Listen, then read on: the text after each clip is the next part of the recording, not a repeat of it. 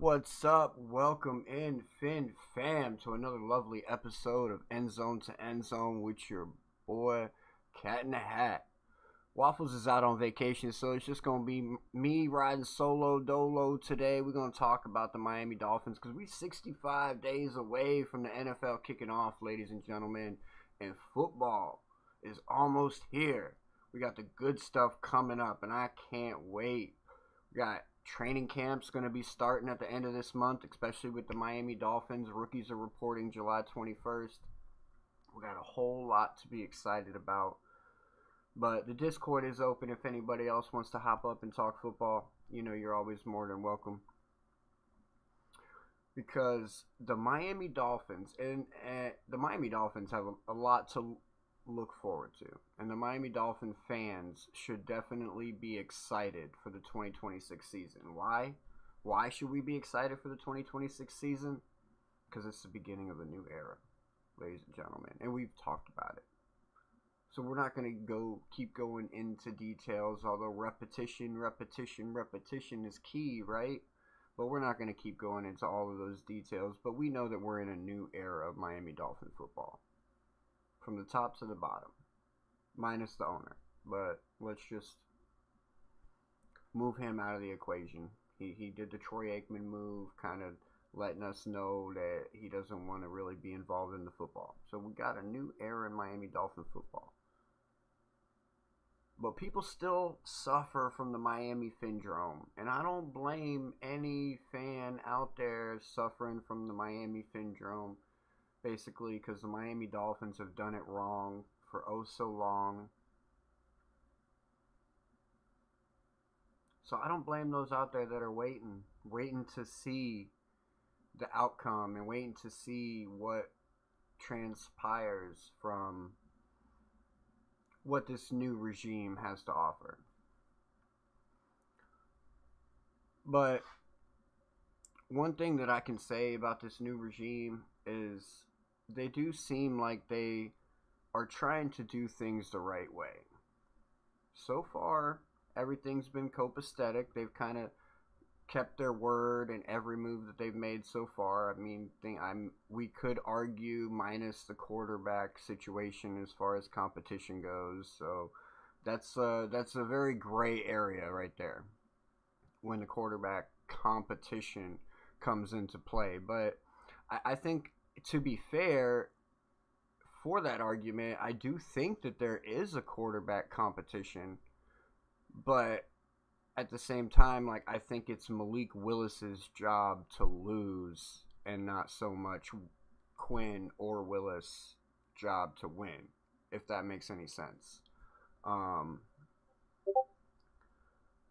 Because Quinn Ewers, let's be honest, yeah, he probably has some potential and could probably be a good quarterback, but without the threat of the run,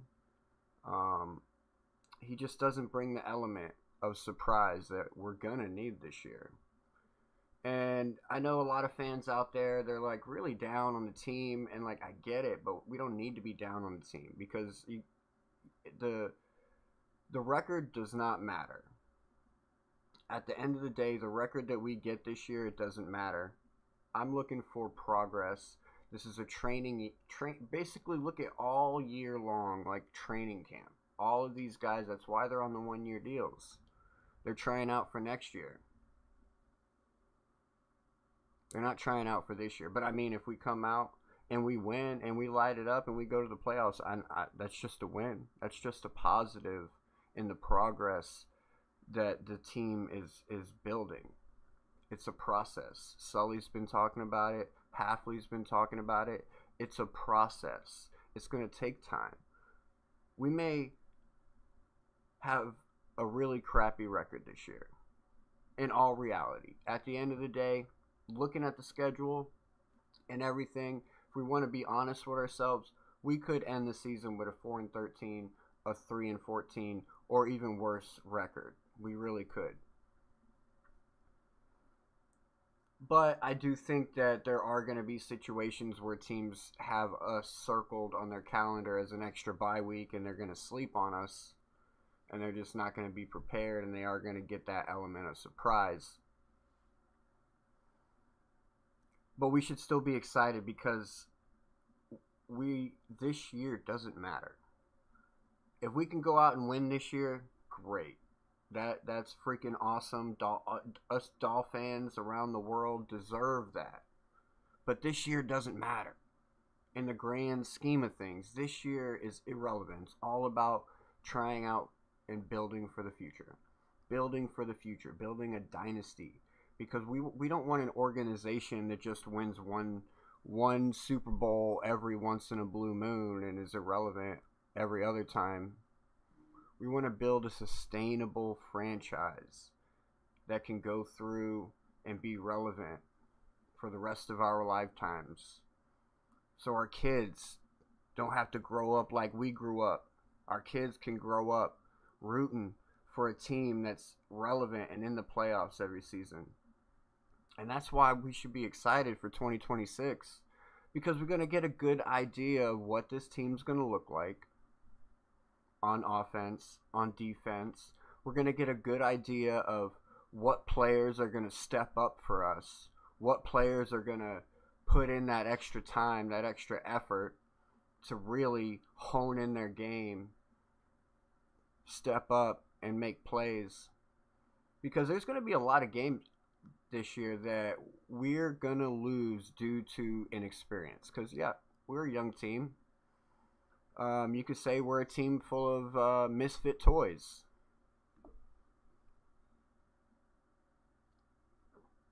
A bunch of scraps that no other team wanted, so they come over here, they sign one-year deals.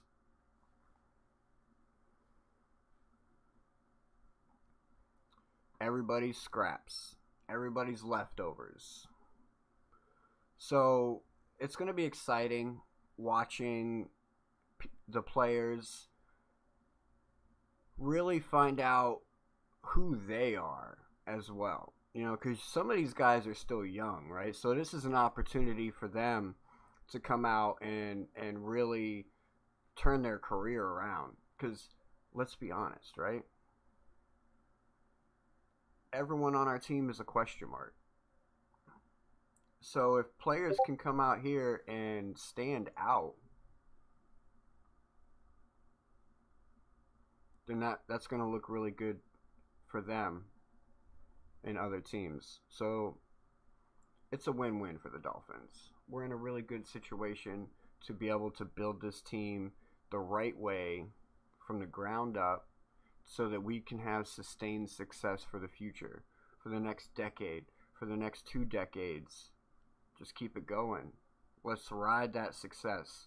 We had 26 years without a playoff win. Can we go 20 years straight with a playoff appearance and a few sprinkle in some wins there? Maybe Super Bowls? We just got to be patient, ladies and gentlemen. This is what they're building. This is what they're taking us to. Sully and Halfley. I know it seemed really rough there for a minute, especially after the draft. A lot of fans were questioning now. Is he really the guy?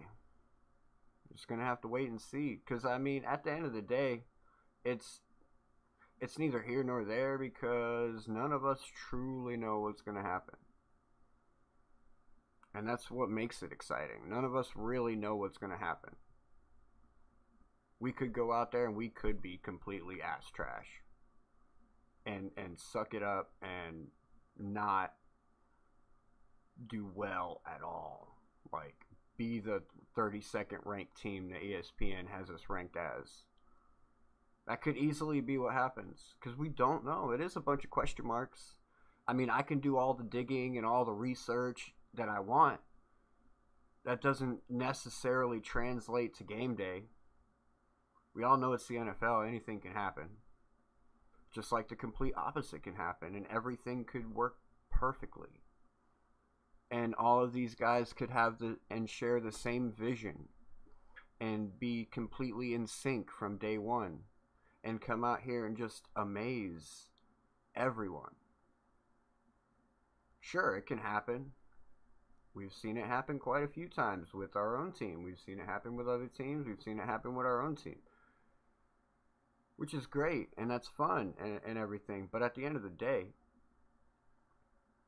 you got to be able to change and you got to adjust because defenses are going to catch on. They're going to start taking away what has been working for you. So they're going to make you adjust so that you get thrown off. But it's part of the game. And that's gonna be what makes the difference between us losing games and winning games. We have a very inexperienced team. So there's gonna be a lot of situations where we might be in the game. It's like 24-27 or 24-26 in the fourth quarter, and the Dolphins are moving down the field, trying to get into field goal range, could win the game. And then we have a rookie wide receiver make a dumb offensive pass interference. Bam. Or a false start, Proctor. The rookie inexperience could cost us some games this year that we're in the position. So we got to be prepared for that. And I know as fans, like we're gonna sit here and we're gonna critique these players, which is what we should be doing when it happens, definitely. But we gotta hope that the coaches are doing the same thing and they're critiquing these players and they're fixing the problems, which I think we have the type of coaching that will do that. We've seen interviews with a few of the players talking about how Jeff Hafley coaches. You heard him talking about how he puts film up before practices and goes through the film and points out bad things, points out good things. I heard Ollie talking about he didn't want to get called out in one of those morning meetings, so he makes sure that he runs out into the field. When I was at the meet and greet with Malik Willis last week or the other week, he was talking about Jeff Hafley's coaching, and he was talking about how Jeff Hafley and him will sit down and they'll have conversations about the defense, and like he'll ask him what he sees from the quarterback perspective, and then he'll coach him through that. And I think it's showing. It's showing, and it's early. That's why we can't wait till pads come on. I get to go down there for training camp, see all this with my own eyes, be taking notes, maybe a few videos. I'm not going to try and reveal too much because like that's going to be the key to the Dolphins' success this year is going to be the question marks. It's going to be using the guys that you're not expecting. And I've talked about it before. Bobby Slowick has kind of been in this position. He's already been in this position once before when he was with the Houston Texans in 2023. You can go look at that team. There was a bunch of nobodies on that team. Like, yeah, you know some of the names now, like Tank Dell and Nico Collins. You know them now. But at the time, they were rookies. They were like Caleb Douglas and Chris Bell. Think about it. Think about it.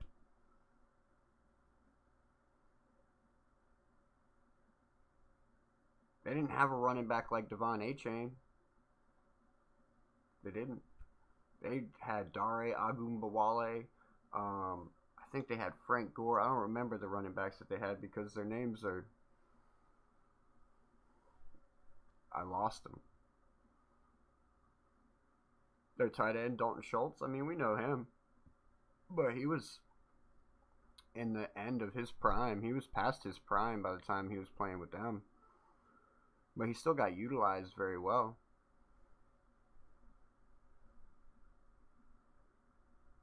He still had production.